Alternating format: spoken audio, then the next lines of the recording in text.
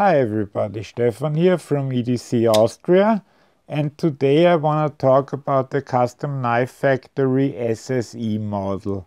I came to Custom Knife Factory via their spinners. I bought the Pepiaka 3.0 and the Pepiaka S. Prior to that I was a bit hesitant to order from a Russian site, but it worked well with their spinners and everybody told me how great their knives were. I actually personally had never handled one, but I saw they were off 15% in June and I really like this one. It is really my kind of knife. Titanium handles, plain as possible, and a nice stone wash. Here you have a nice overview of the knife. First the presentation side, then the locking side,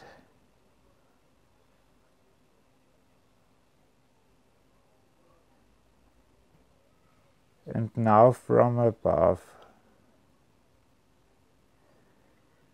You can see here the nice titanium backspacer that covers a lot of the area, and here is the view from the upside. And again you can see how well it locks. Let's go to the specifications of the knife first. It's 22 centimeters exactly, which is 8.66 inches.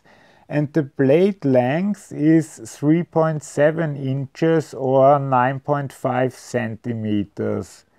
The designer was Anton Malishev, who is also known as Tohus. I don't know what that stands for. The blade is made out of M390, which it says only, which you can read right here. On the other side,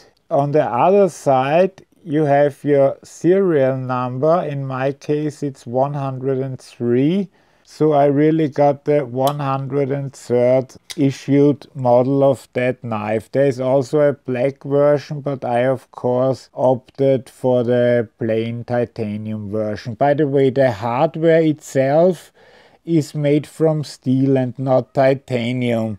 And if you look carefully, the inside of this screw is not painted blue, or however they did that. And I didn't use my tool yet on this screw, so this came this way. I don't know if it's supposed to be this way or if they had to tighten something.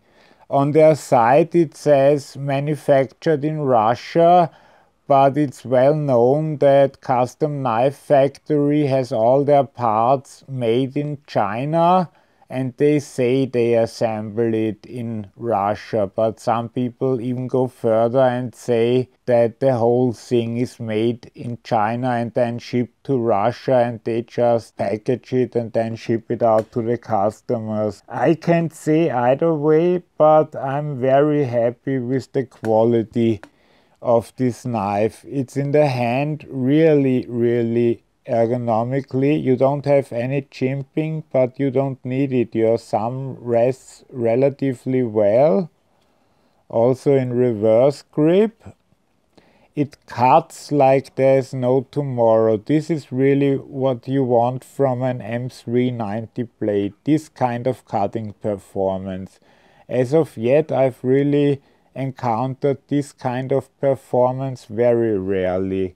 It is a nice hollow grind that goes up to this part. Only this part here is flat. It has of course a steel lock bar insert. It has a titanium pocket clip.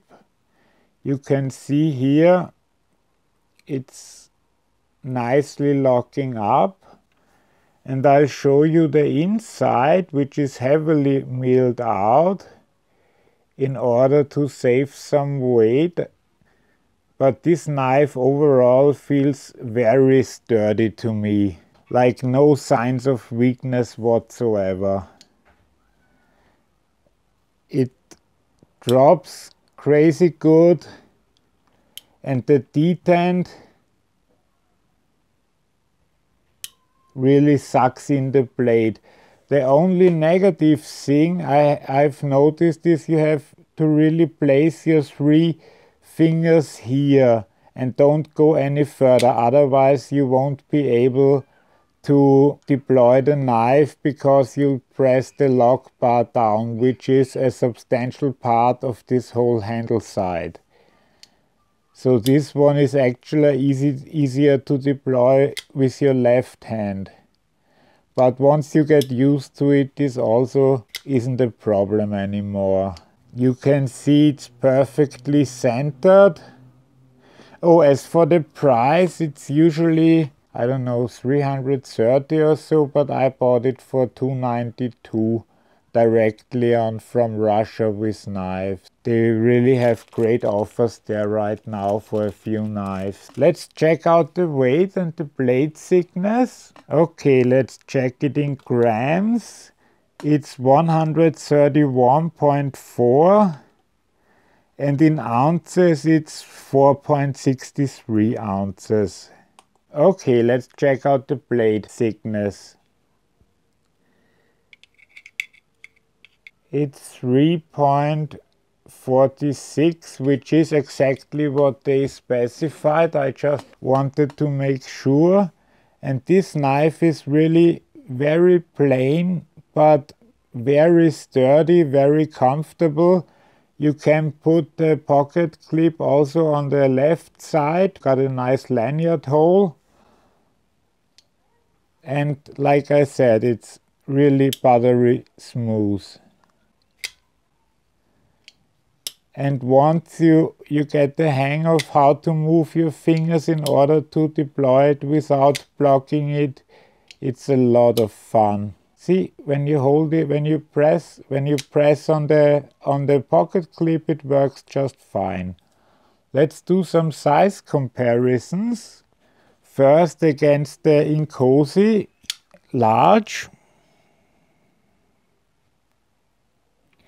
And you'll see that this knife is even slightly larger than the Inkosi. Another good comparison I thought was the Zero Tolerance 0801, which is also a large knife, and they seem to be about pretty even when it comes to size. Then I have the Kershaw CQC6, a bit of a smaller knife here. So this should give you a good idea of how large this knife actually is. And then we have a Kershaw Launch 5, which is also significantly shorter, at least on the blade side of things. Wait, let's align them. It is still a lot shorter, but the handle, yeah, the handle is pretty much on the same length too, but the blade is shorter. This really is a nice blade, and the handle space is used very, very wisely. Not a lot of unused space there. And again, this knife is perfection. It runs totally smooth. It feels great in the hand. The only thing is really you have to grab it like this with your 3 fingers, and then you can easily deploy it. But if you grab it like this, no deployment possible.